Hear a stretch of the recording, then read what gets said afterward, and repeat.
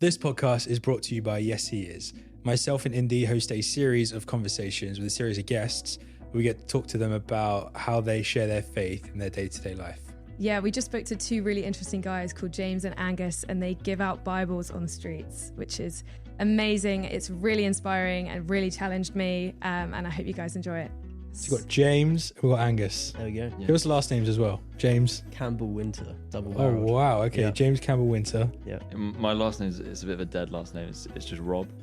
So Brilliant. I got like two first names. Solid. Yeah. Well, It wasn't my Love it. choice, but First name. James and Angus, it is a real joy to have you guys here with us. Give us a bit of context. You guys have such a compelling story, which we're going to go into, but I'd also love to hear a bit of context about your lives. Who are you?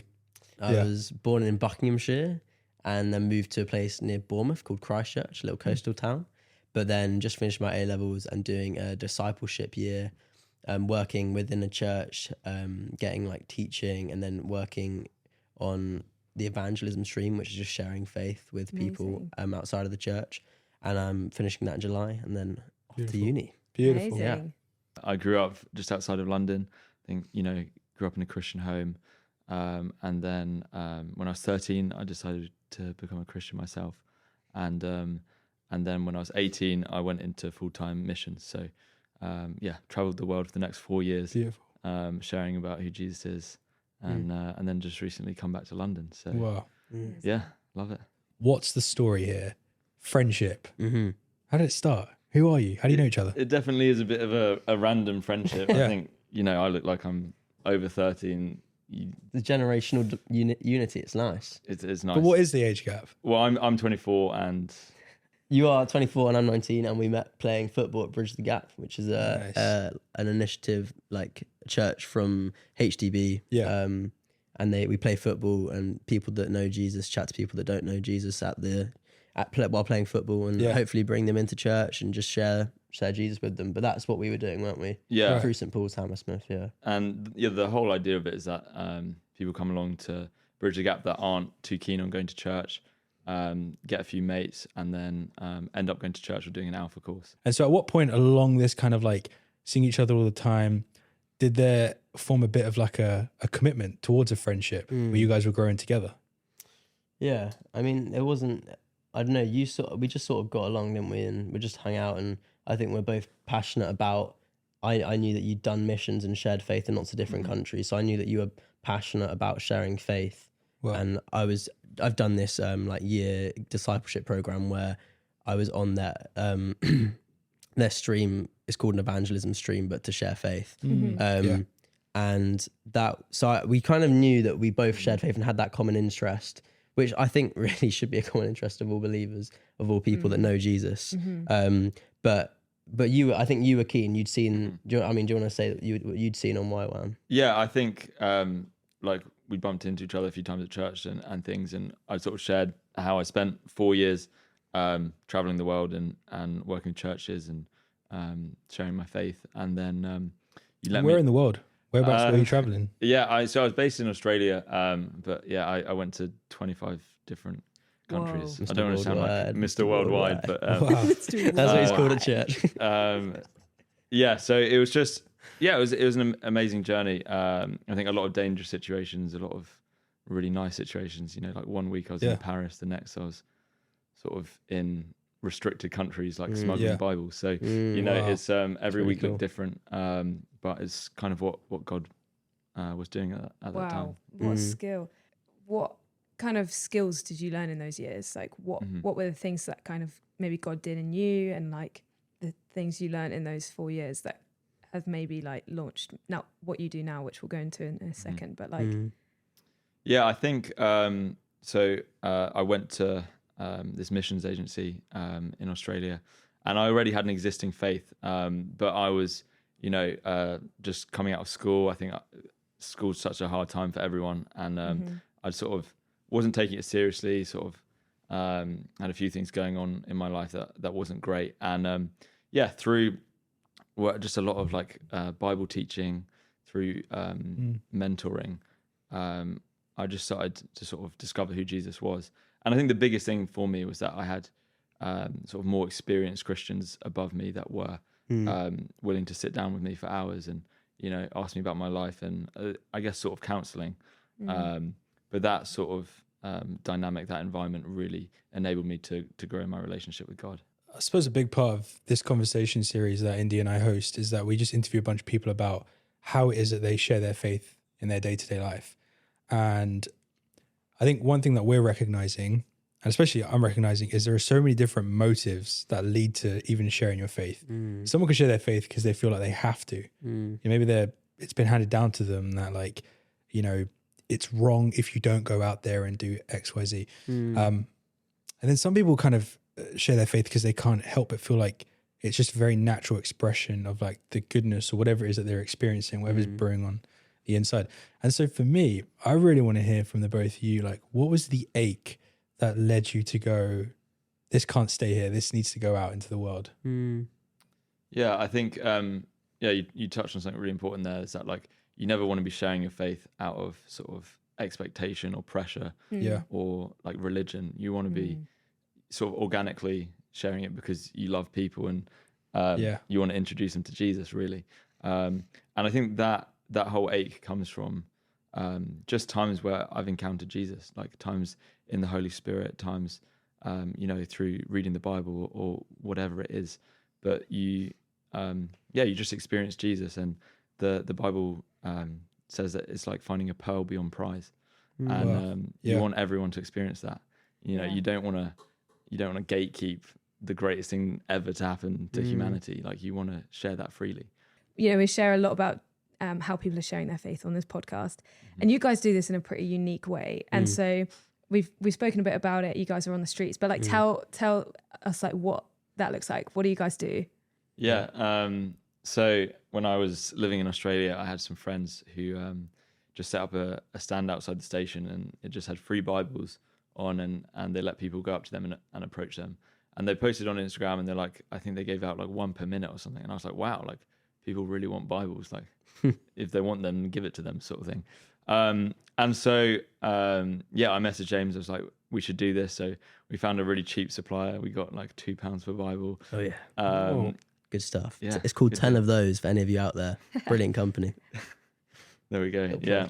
But we were thinking of like the best place in London to do that, and we sort of thought of Trafalgar Square, because there's a lot of street performers and a lot of things going on. So to be honest, like, we were both quite nervous. We're like, not sure how people are going to take this. Like, are some people going to get annoyed? So we're sort of like, and we got sorry to cut you off. We just literally got like a cricket bag from my house, got these 2 boxes of Bibles. I think it was 80 Bibles handed, and we just took them and in this cricket bag along the tube, and we walked to Trafalgar Square. Up to this point, I think we were both like, this is going to be good, God's with us. He always was. But we get to Trafalgar Square, and there's just like this multitude of people, like there's so many people, and we were there like, oh, now it's like crunch time. Was there a sign? Like, yeah, we went half an hour before. We're there in this print shop, like failing to print this laminate sign for so long, and I was there like, oh, we're just wasting time here. Yeah. But yeah, we just got this laminate sign that said "Free Bible?" in black and white. But so that first time, like, so many people came up to us and would share their stories, share where they're at. I think it's because we're sort of an anonymous like, it was figure. Random, wasn't it? Yeah.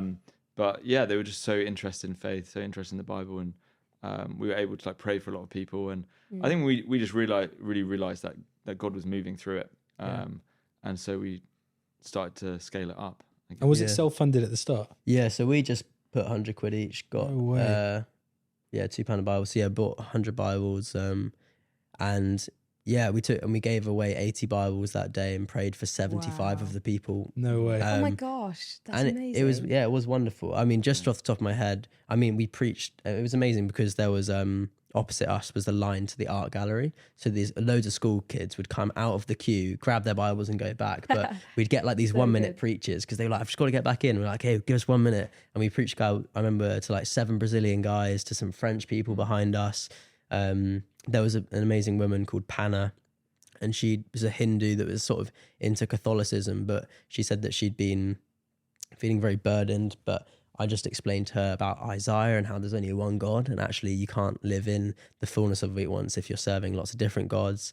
And she was like, okay, I'm going to just start going for the one God then. And we explained that. And yeah, so that was a cool time, but it was just a day out. Like we were just like, this could be a fun day out in Trafalgar Square. We weren't expecting much to come of it. Like we went in, like you were saying earlier, we were like, if we give one Bible today, we will have done something for the Lord. That's huge. So good. And huge. like, Oh my and we gosh. do still go in with that attitude of like, it's never about the numbers, it's about the one person in front of us. Wow. But I think at the start it did probably compress our faith a little bit, didn't it? Of like, we didn't Yeah. have high expectations. Yeah, were you nervous? I wasn't that Well, nervous so- until we got there. Yeah. So I've been like sharing my faith on the streets for I think 4 or 5 years, and I think I shared directly to like over 1,000 people, and I'd only ever had one go badly. So Wow. that sort of Those ratio, are some pretty good numbers. yeah, which is incredible, and it's not just me. That's like, I mean, we're very lucky to be in a Western context where freedom of religion is a thing. Sure, but yeah.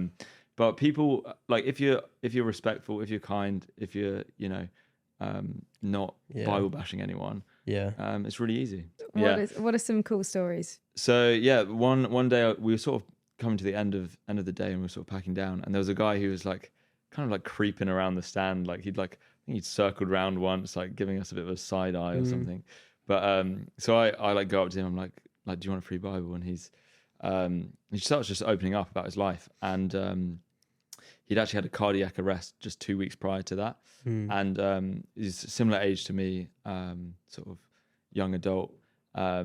And he was just convinced that God had saved him, but he didn't know who God was. He didn't believe in God or anything.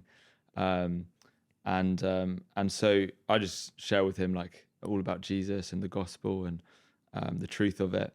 And I share, testimonies of just miracles I've seen, things that could have only been God. And then about 40 minutes into our conversation, at this point it was dark, like cold, like everyone had gone. And he was like, "Oh, I think I want to do it. Like, I want to become a Christian." And so, yeah, we just prayed right there and then. Oh my gosh. And I've got his number, and so like I'm keen to like meet up with him again. But there's honestly been like so many encounters like that. Yeah. Sometimes it's quite funny. Like people will grab one and be like, "You've got no idea like how much this means." Oh, they're Wow. the best And then, ones. but then they won't tell us, so like we'll No, never know. And at the Yeah. start, like I remember one from Trafalgar Square. One woman was on the phone. She picks one up. She goes, "You just don't understand what this means," and like walked off. And we were there like, I guess we'll never know. Yeah. But there's this Wow. like you were saying, and this could be theologically unsound, but you were saying you hope when you get to heaven you'll see this beautiful like a cobweb of all the people that have actually like experienced Jesus through us and come to faith. That's through, beautiful. through us. Yeah, absolutely. But there's these interactions are amazing. And yeah, so the first person that we saw experience Jesus on the street was a man, and I think there was something slightly not of God going on within him, something potentially a spirit or something like that. And he was like, he took one, but then was very, very agitated and was like not like wanting to see. I was like, "Oh, hi, I'm James." He shook my hand, like grabbed on really, really tight. Whoa. And I asked him, "Oh, what's your name?" And he went, "Oh, my name's Tutankhamun." Whoa. And in that moment, I was a bit like, it could have been a joke, but it also could be something more than that. And and he was very, very agitated, was not open at all. And then he was like kind of like fidgeting like this. And then I went, "I'm just going to speak Jesus over you." And he blanked and he just stopped like this and went dead. And he just stopped for a moment, like became still. And then he just started opening up about he had no wife, had no kids, felt lost, felt like he had nothing going on in life. And then I told him the gospel. I explained to him that in Jesus there's full life. There's life to the fullest, that he can actually fulfill all these needs, desires and wants. And then he told me his name was John, which he hadn't told me before. And then he was like, "Look, I need that in my life." And we prayed through. He said, "Jesus, he said, Jesus, I'm sorry for the things I've done wrong. I'm sorry for my sins. Like, would you take them upon yourself and be the Lord of my life?" And that was a beautiful time. And for me, that was quite powerful. You didn't see all of that went on. So you were a bit like this crazy guy, not sure what's going on here. And I was like, "No, I think that was genuine." And then like 5 minutes later, some guy walks up. This was only like 1 or 2 in, I think. And this guy walks up and he's like, "Yeah, I quit weed yesterday. This is a sign from God that I need." And there's a beautiful photo of me like shaking hands as we pray through this salvation, this prayer to commit to Jesus. Wow. So there's been there's been some intense moments. There's been some moments where I've been like, wow, that felt like a lot. But the life in it, like you were saying, the good just so far outweighs the bad. Absolutely. Wow. Absolutely. And That's so just sick. one quick one. Yeah, our friend Harry from church, you guys interviewed him once, but he came along with us once, and he met another guy called Harry who just flown in from Peru, but had got on the wrong plane, so he wasn't meant to be in Hammersmith. And he'd been searching in the New Age, Got on the wrong plane. Yeah, like he wasn't meant to be in London. It was wild. That's crazy. He was like, I don't know how I'm here. And he'd been searching for the New Age, searching for religion and all this foreign places. Harry told him the gospel. And he's like, look, he had all his backpacking gear on. Like, he'd literally just got back. And he's like, well, look, we'll be at church in half an hour. You should come and join us. And then he didn't. No And then way. he left. And then he came halfway through worship. I was, oh, hi, Harry, nice to see you. Gave him a hug. He plonked his bags down. And then he fell on his knees and started worshiping God as someone that didn't believe in Jesus. And it was lying, like, in the Bible, it describes it as like prostrate, like lying face down on the floor. And then was on his knees, like declaring Jesus is Lord. And then Harry led him through a prayer, committing his life to Jesus. And what was beautiful that it's just like so amazing. But I remember praying for him and looking up to the words of the worship on the screen. And the words were, you made a way for me to enter this holy place. And I just said, look, Jesus made a way for you today to enter this holy place. So that was a remarkable story. I think that has really been like an amazing testimony. It's really raised faith in our circle, hasn't it? Yeah, for sure. And there was another time just a couple of weeks ago. We were again out in Hammersmith Station, and a guy comes up to me, and he's just like asking loads of questions. He doesn't really know too much about God, and I'm just sharing stories about like things I've seen that God's done, and then he asked if I could pray for him, and I start praying, and I just felt like God just told me something really specific about his dad, and I was like, mate, I know this sounds weird, but I feel like God has just spoken to me about your dad, and I say what I think God was saying, and then he's like completely shocked. It was apparently accurate. And he's like, how did you know that? Like who told you that? And I'm like, mate, I've just met you. Like, there's no way I would have known that. And then he's really like now convinced that God's real because he's just, spoken to me. Cool. Yeah. And then I just asked to pray for him.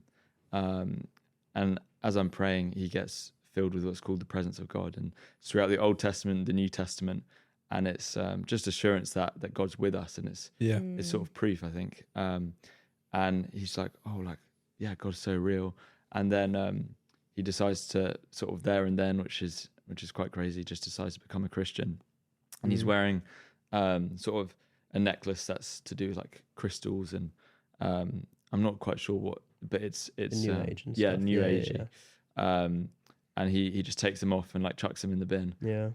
Because he realizes that In front of you. Yeah, just in front of me. Wow. And I think he just completely realized that it's either God or it's not, and you can't like be 1 foot Yeah. Wow. in either.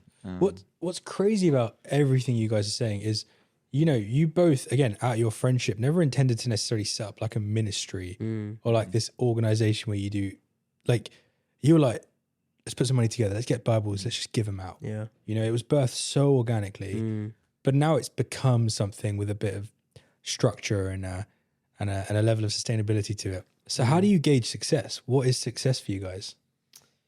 Yeah, I think it's definitely not numbers, and our success is obedience to God. Yeah. Yeah. And I think whenever we go out, it's not like, I'm trying to convert 13 people. Totally. It's never about converting people. It's about revealing the person of Jesus. Very And good. that's what, makes Christianity so unique, is that it's a personal relationship with God. We're introducing them to our friend. We're not introducing them to another, 5-step religion. It's a personal relationship. Yeah. And so when we're going out, we're spending time with God ourselves. We're, God cares so much about every individual. He wants them all to know him. And through us going out, we're sharing in God's love for these people. And, Beautiful. we're literally becoming the hands and feet of God, which is, just an incredible privilege. Like there's not a bigger privilege. Yeah. Wow. It's so brave. It's so brave. I mean, I'm listening to your guys' story and what you guys do, standing in Leicester Square, like handing out Bibles to people. To me, that's terrifying. Like, and I immediately think of all the reasons of why that's just not what I should do, Yeah. or like that's not how I should do this, or that's not how I share faith. And that's like obviously a personal journey, isn't it? But like for anyone else listening now, almost doing what I'm doing, where I'm like sat here discounting myself because you know, I'm a girl and that's maybe a dangerous situation, or you know, don't want to be careful, and I don't know, the multiple reasons of why that's not what I should be doing. Like, what would you say to encourage someone on like how not to discount yourself? Or Yeah, it's such a good point. And I think, you know, I'd love to say like when I go out, like it's really easy, but that's a complete lie. Like every single time I go out, like I don't want to, like I want to like So be going to the pub or like watching football. Yeah. I don't like, you know, selfishly, I don't want to be like, you know, sharing my faith. And absolutely, I go through every single reason. And this is, you know, every time about why not. wow. And I think it's a normal process, but I think it's so good to look back on what God's done and remember, you know, his faithfulness, and remember what we see happen, and that's the sort of motivation. And but I think that you know, the first time I did it was just awful, and I hated it, and I was like, this is so uncomfortable. And it took months and months of doing it to kind of realize like, oh wow, like God's in this. And you know, this commandment in Matthew 28 of going into all the world and preaching the gospel is for everyone and is for me. But it did take a long time of sort of practicing it and essentially like building muscle and building strength. And then I guess confidence comes with that. And I think it's important to ask the question of like, what is God asking me to do? Because God is not asking everyone to move to Africa. He's not asking even everyone to go to Trafalgar Square and give out Bibles. But what he is asking everyone to do is to make disciples. Everyone's meant to make disciples. And that might genuinely just look like your best friend. Like it's got to, like you were saying, it's got to come out of love. Like, and I think just thinking about it as well, just like, I think that one of the things that put a block on me for a while would just be like, oh, I know if I think about it, I'll have to do it because I'll feel compelled. But actually just being like, God, like, I don't want to do this, but can you help me want to do this? Because it says in your scripture that I'm meant to do it. And it's just building that heart, asking God to go with you, because you're right that it's a muscle you have to build. It's not it's not the glamorous end. Like, we're telling these beautiful stories, but that we don't, every time we go out, they pretty much fly out of our head, don't they? And you just think about how it could go wrong, who's going to shout at you, how silly you're going to look. Yeah, and I think practically, like, because it's got to be on a practical level, like, be around people that have done it more. Like, I only started sharing my faith maybe from September, and was just with people that had done it for a lot longer and are more confident. So try and find people that have shared faith before and are more confident and can lead you in it, because it's really tricky to do by yourself. Jesus sent the 72 out 2 by 2. He didn't send them by themselves. Like, sharing your faith is much easier when we do it together than apart. But yeah, I think it's just praying and asking God, seeing the commandment in the Bible, seeing I need to do this. I might not want to do it, I need to do it. And then being like, Lord, change my heart so I want to do it. Change my heart so it's not a need, it's a want, it's a desire, it's a feeling compelled to love people by telling them. I love that. And when you're saying like, I just want to go to the pub sometimes. I love that because it's so real. Like, that's everyone, isn't it? And, you know, this isn't, not everyone wakes up and thinks this is what I'm going to do all day, every day. We're not, you know, we're human. But when in that moment where, like, you know, this is something maybe God's asked you to do today, and you've got this list of like every reason why, or like, you know, oh, I just want to be at the pub. Like, but what's the like push? Like, what gets you over the line to then like get out the door with a bag of Bibles? It's a great question. Yeah, I think you know, we touched on it before. It's like the motivation has to be love. It has to be love for these individuals. It can never be, you know, you can guilt yourself into doing it. But if you do that, then there's no point going out. But I think it's got to be like, you know, just reminding yourself of scripture, reminding yourself of God's word, and reminding yourself of what you've seen him do before. Yeah, remember. Yeah. I think remembrance is such a key principle. Yeah. But I think as well, it's like, we're not going out there alone. Like, we're going out there partnering with what God's already doing. Very good. Like, God's moving. He's not limited to us. He's moving in the city. Yeah. And we're just partnering in that, and we're, Yeah. you know, being used by him. I love what you just said there. So you're doing it out of love. And also earlier on, you said, I'm not there to convert. I'm just there to reveal the reality of Jesus so good. and let someone know that. I remember I was in New York a couple months ago, and it was St. Patrick's Day. And so everyone's out celebrating wearing green. And I was in the Upper East Side, which is where you used to live, right? What street? 72nd. I think I was on 78th, so not far from where you used to live. I was somewhere in that region. And it was late at night, and I was with two friends, and we were out for a walk. And we got outside I suppose it was like the side exit of a bar. And while we're there, literally the timing was comical, because as we kind of stop, this gentleman walks out, kind of stumbles out of this bar. He was very drunk. He was high. He was kind of just like, have you guys got a cigarette lighter? And we just start talking to him. I was like, what's your name? I was like, he kind of had this like really kind of odd personality to him. But fast forward, he was like, how did you three meet each other? And we were like, oh, we met each other through church. And he was like, no way, I don't believe that. And as we keep talking to him, we started asking him questions and just getting really curious about his story. And he said something really interesting. He said, I used to be a Christian, which whenever someone says that, I'm always curious to know the full extent of that. And what he meant was he'd grown up in a family that were like, we're Christians. Didn't really go to church, but we're Christians. And he got curious about faith. And the moment he started questioning and challenging certain things, he got rejected. He was told, no, we don't ask questions like that, you know? So instead of just kind of going, cool, maybe this is a version of Christianity that I'm experiencing, he was like, this is what Christianity is, I'm out. And so it was interesting because we were meeting someone who had perhaps believed what I would consider to be like a warped, distorted version of Jesus. And so for the both of you, as you're out in the streets, what I'm realizing is you're probably meeting people who don't believe in Jesus, did believe in Jesus, or do believe in a very distorted version of Jesus. And when it comes to that third one, like they go, oh, I already know this Jesus, I don't need to know him. How do you approach that conversation? That probably links in quite well to sharing faith with Muslims. Wow. Yeah. From a Muslim background, because they have a distorted version of Jesus. They believe in a prophet called Isa, and that he's a very similar but very different. They believe that he's coming to judge the living and the dead. He was born of a virgin, and he lived a sinless life. So there's actually this crossover and a beautiful point of connection. And I think it's the same. Don't be scared when people have like been to church before or have a different judgment of Jesus. It's an amazing conversation starter. You've got somewhere to start. Do you know what I mean? It's brilliant. But I think grace is the like talking about forgiveness is the key with Jesus, explaining what it meant to die on the cross, linking it with things that make sense, like Easter. Oh, do you remember at Easter when he died on the cross? Like, make it relatable.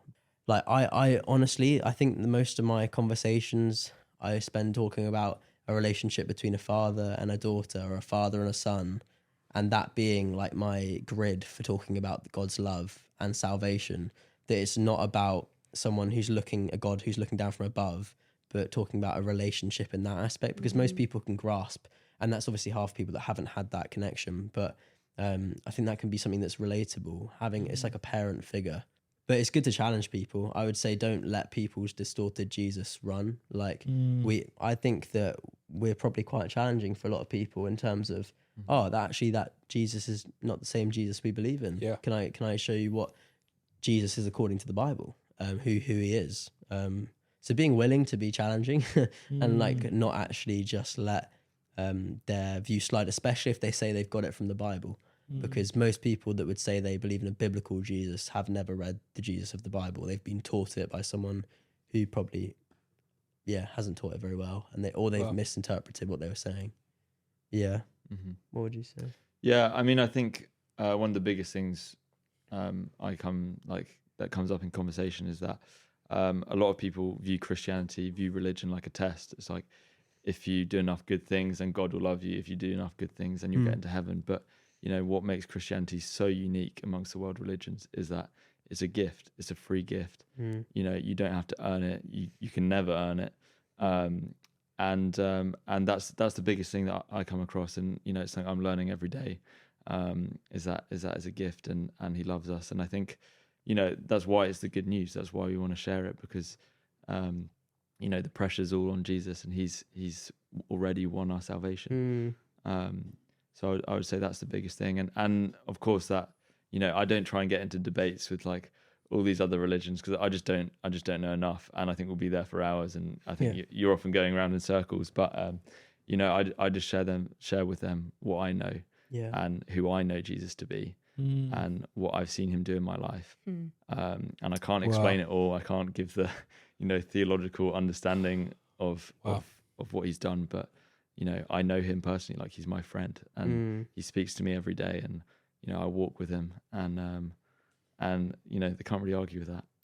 I love that. I love that. I love that. And what I love as well is one of the things that both of you are almost nudging us towards is this idea that their life is a big story, and you're entering it at a very specific point. It's a micro moment in a much bigger macro story, totally, And I think so oftentimes, especially in Western culture, you can find that going out and talking about Jesus is often painted in the same picture as like a sales call, where it's like always be closing.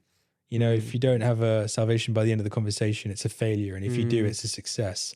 And yet if you do view it as a much bigger story and you're open to the mystery, you kind of recognize that actually you have no idea at what point you just planting that seed will actually play a part in their journey with Jesus. And I've got this friend in Texas, San Antonio, Texas, and he gives out these little invites to church.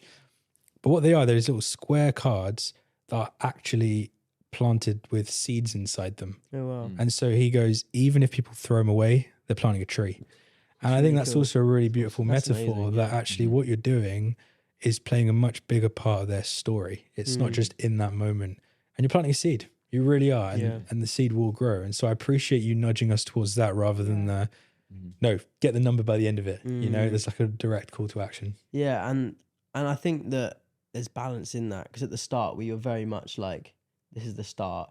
And I think there has been I don't know if you feel the same, but I think there has been this kind of revealing from the Lord that for some people we interact with, this is like actually the seed coming to fruition. So some people are really ready actually to make that commitment to Jesus, whether it's a divine encounter, they've quit drugs the day before and then met us, they've been thinking about it, chatting it with their friends, they've been reading it, and suddenly they're like, this makes sense. And those have been beautiful, and they've been like perfect timings where the Lord's just sent someone and they just needed someone to lead them in a prayer of salvation, that actually we were just there for them. But then on the other side of that, some people are so like, we meet some people that are radical atheists. And like, I remember a woman the other day, I was actually being prayed for by another Christian we'd met. I was like, can you just bless us quickly in what we're doing? So I was in the middle of this prayer, and then the other three that they had actually just joined for like the first time, they were like encountering this crazy, I don't want to say crazy lady, this lady who wasn't happy with what we were doing. And I was like, I need to get out of this prayer quickly and like help these guys out. And she was like shouting at them, and I was like, oh, hi, I'm James. It's lovely to meet you. What's your name? And we had this amazing chat, and she was like, you need to prove to me that God is real, like right now. And I was like, well, can I just share with you a story? And I shared this crazy story that was about my dad. He passed when I was really little, and I was like, no one around me like really, it was a long time ago, so like my mum's like forgotten a lot. And I was like praying to the Lord, like, Lord, I just want to know about my dad. Like, I actually want to just like understand a bit more about him. And then I went home that week and had this dream where he like picks me up and we talked. It was crazy. And he picked me up in this car. It was a Nissan Micra, and we had this chat about him like knowing and stuff like this. And then I got up in the morning, I was like, oh mum, like, I had a dream about dad last night. I was wondering, what car did he drive? And she was like, oh, about that age he drove a Nissan Micra. He drove a Nissan Micra. So and I was like, what the heck? Like, this is a crazy dream, like totally from God. Like, no one had ever told me that before. And I told this lady that, and I told her, and she, like, again, you can't deny people's testimonies.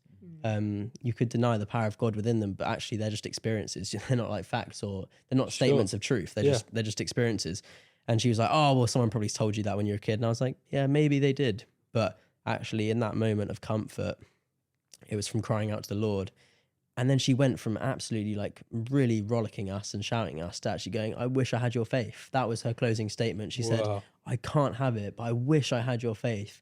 I wish I had your belief. I wish I had the hope that you hold.